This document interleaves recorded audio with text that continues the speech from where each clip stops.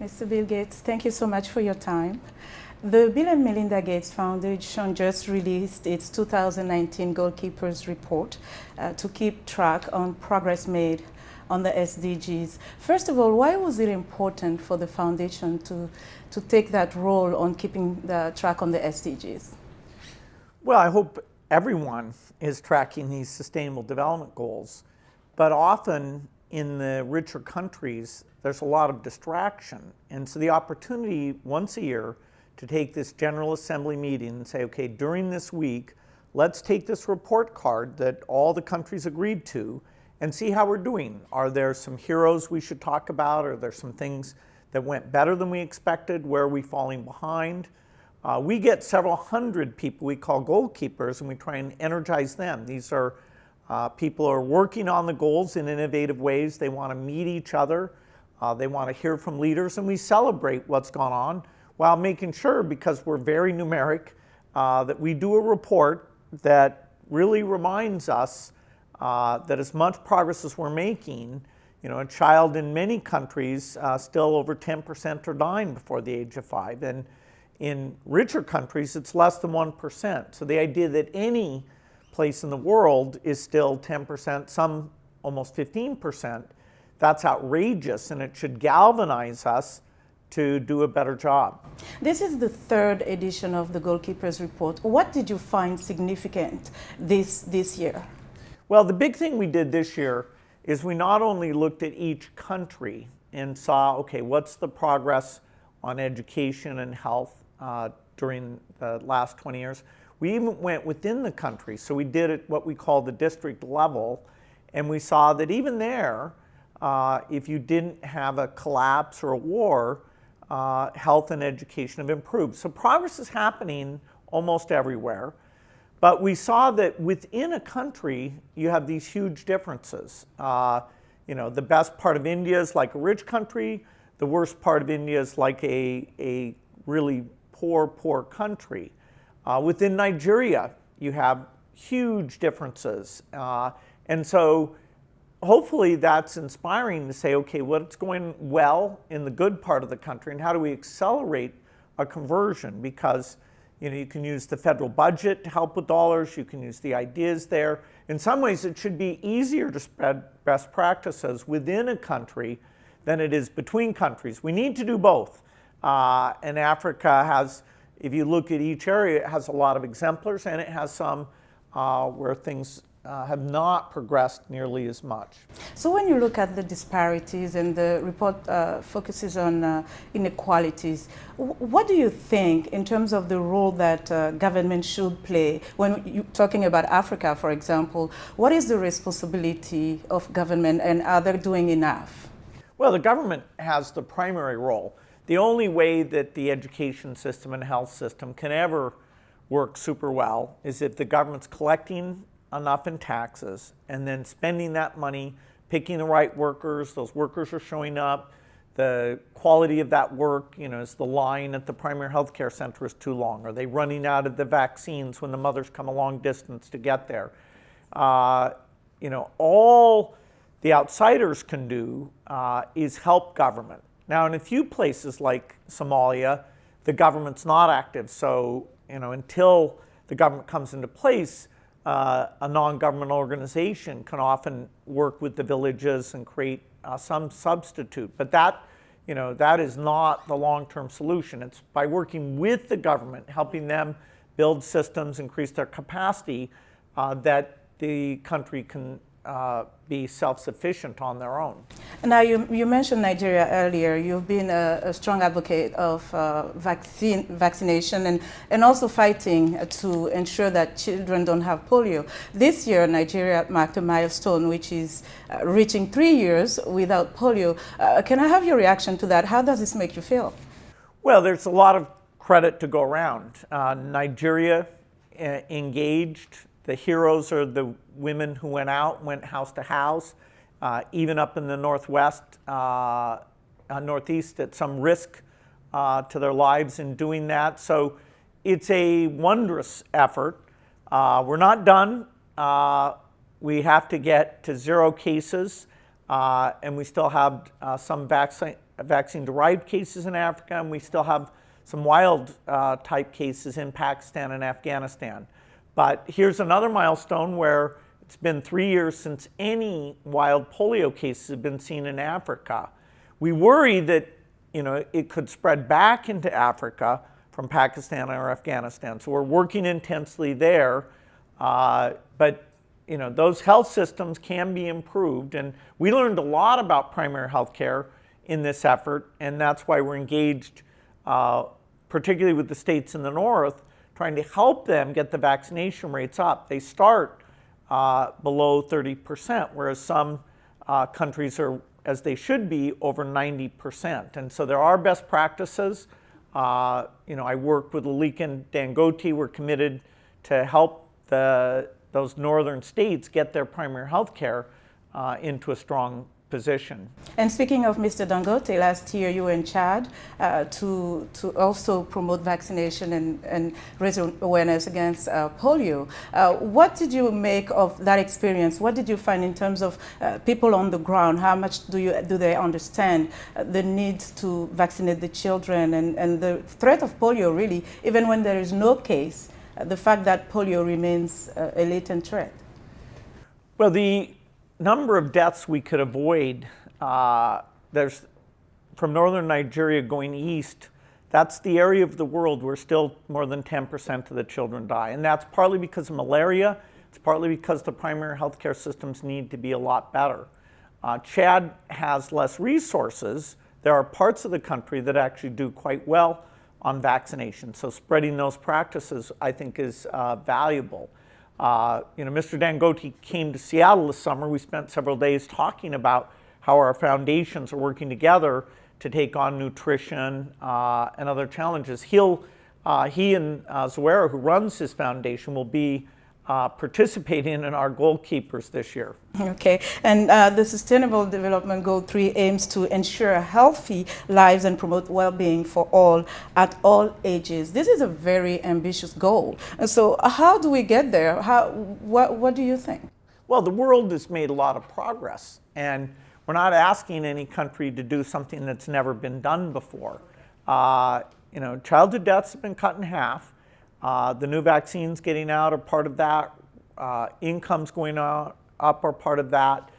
There's a lot of things that correlate with these improvements. Having girls get more education, treating women better so they come together and talk about are they getting the services they deserve, making sure all the mothers understand best practices about prenatal care. Women's groups have been a tactic in Asia, Bangladesh and India in particular, and now they're being tried out in parts of Africa in a culturally appropriate way. We're hoping that that becomes a significant tool in Africa as well. Okay. Now, speaking of poverty, there have been a lot of focus on an investment over the years in reducing poverty in the world, and your foundation has very much been significant in doing that.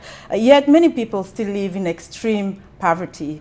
So what is a failing poverty reduction in the world? What needs to be done differently, perhaps? Well, in that case, I hope we can retain the incredible progress we've made.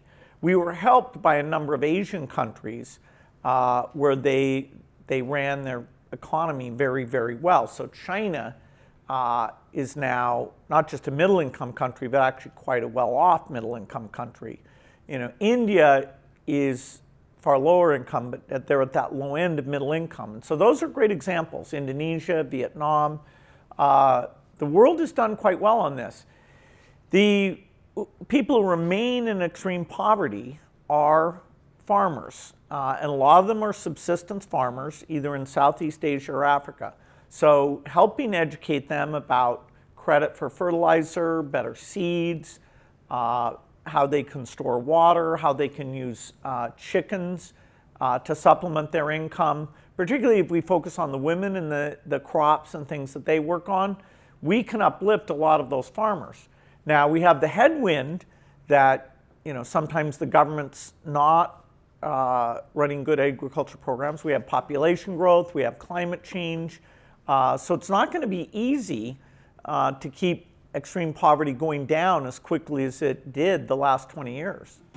Now, you talked about population. The report says that regions in the Sahel and Afghanistan and Pakistan and India have some of the highest fertility rates in the world. How do you address, when we talk about population, how do you address insufficiency amongst some in the developing world that say that promoting family planning may be an attempt to reduce certain population?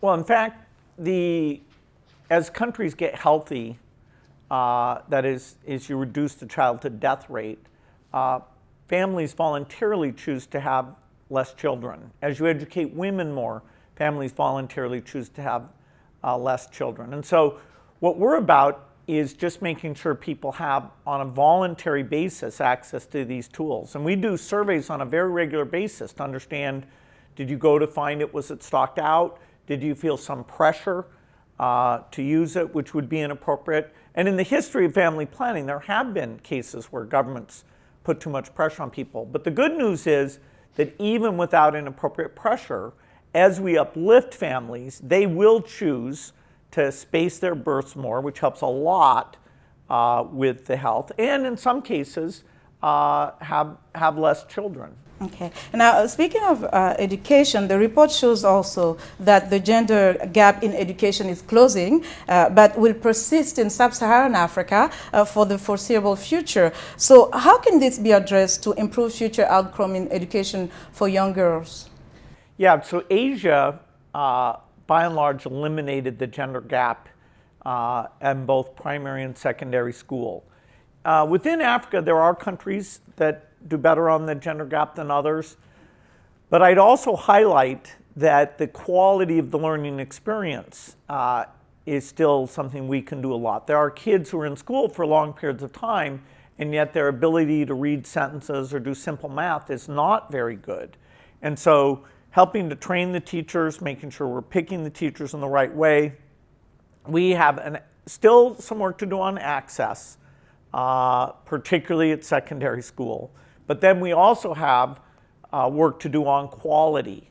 And education in some ways is harder than health, because in health, if we add a new vaccine, someday we'll have a malaria vaccine, someday we'll have a TB or an HIV vaccine. So, I can say that within my lifetime, these infectious diseases will be greatly reduced. In education, it's every day, training the teachers well, making sure they're doing their job well, making sure it's properly funded, making sure the cultural message that, yes, the girls should be here, and that they have a positive, safe experience as part of their schooling. Every year we just have to get slightly better so we can have education empowering people, and that's really where Africa will thrive. There are a few exemplars, like Vietnam, for its level of wealth, runs a fantastic education system because of the teacher personnel effort they put in. Okay, so in a case like this with education, for example, what is the role of communities? How can they be part of the solution in helping support the work that philanthropist organizations or even government attempt to do to improve the quality of life of communities? Well, education is something where the parents can get involved, whether it's after school programs, talking to the kids that aren't engaging or maybe disruptive, sports programs, demanding to the government that, the right things happen. Communities, I think, are our best bet. Parents, actually, they may not, be experts on vaccines, but if their kid's not learning, they should be activated. And, whether it's at the local level or their federal level, their expectations should be quite high compared to what's going on right now. Okay, now let's talk about climate. The report talks about climate adaptation. To what extent is it possible to stop climate change, or is adaptation the way of the future? Well, we certainly need to do both.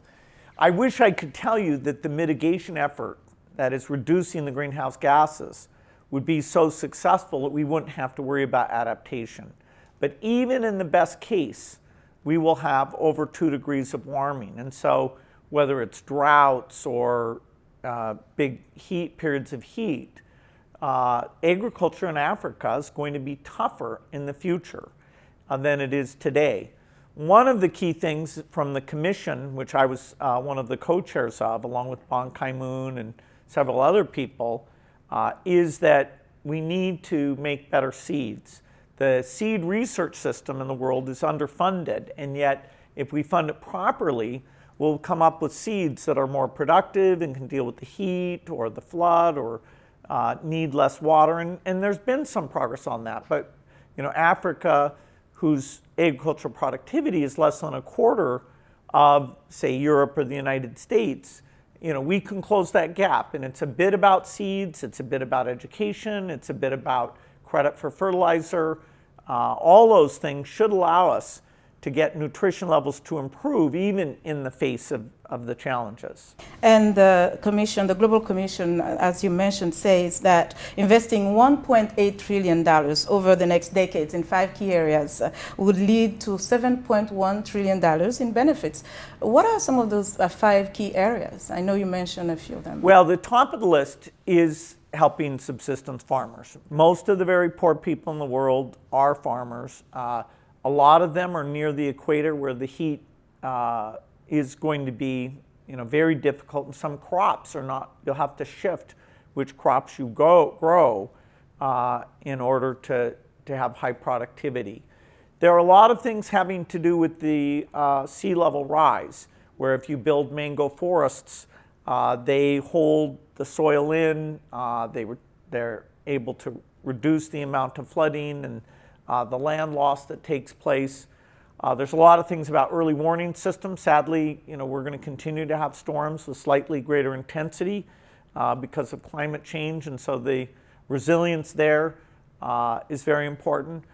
Some of the things in the report are fairly inexpensive, like those warning systems, mango forests, even better seeds. A few $1 billion over the next 5 years will make a huge difference there. Some of them, like building seawalls, that's very difficult. Irrigating farms, very difficult. But we're going to have to tackle all of these things. The tragedy is that the poorest, who are going to suffer the most from climate change, are exactly the people who did nothing to cause it. Ethiopian State Minister Kaba wrote a letter in which he talks about the Ethiopian experience, how the drought experience in 2015 was as bad as the one in 1984, yet the devastation and death was not the same. What lessons can be learned from the Ethiopian experience? Well, Ethiopia, in terms of raising agricultural output and helping their smallholder farmers, really did a fantastic job. Our foundation was lucky enough to be somewhat involved. The Ministry of Agriculture worked with what they called the Agriculture Transformation Agency. And so there were a lot of international ideas brought in. A lot of young Ethiopians were brought in to be part of this effort. And so for a number of crops, the productivity has gone up substantially every year. So even when one part of the country had some crop failure, they were able to take their domestic productivity with government policies and make sure that there wasn't the same type of famine that was very dramatic if you go back to the 1980s. So it is a very hopeful case. Africa can grow a lot more food. So far, the Bill and Melinda Gates Foundation has invested more than $15 billion in projects relevant to Africa. How do you measure success and the impact that this investment has made over the years? And what keeps you up at night? Well, we're thrilled at the partnerships we have, working with the countries that give aid, working with the countries in Africa on their programs to support them. Our progress in global health is better than we expected. We have a lot of challenges. We're not done with polio. Then once we're done with polio, we'll take on malaria. Malaria deaths are down, but it's still 400,000 kids, mostly in Africa, dying every year. We don't have a lot of the tools. I hoped we'd have an HIV vaccine by now. We'll get one, I think, within a decade, but that's taken longer than we expected. There are some projects that are at a fairly early stage. This idea of a reinvented toilet. So it's cheap that even in urban Africa, everybody can have a toilet in their own home, and it just processes the waste without having a big expensive sewer system. So that may take another 10 years before it's really available.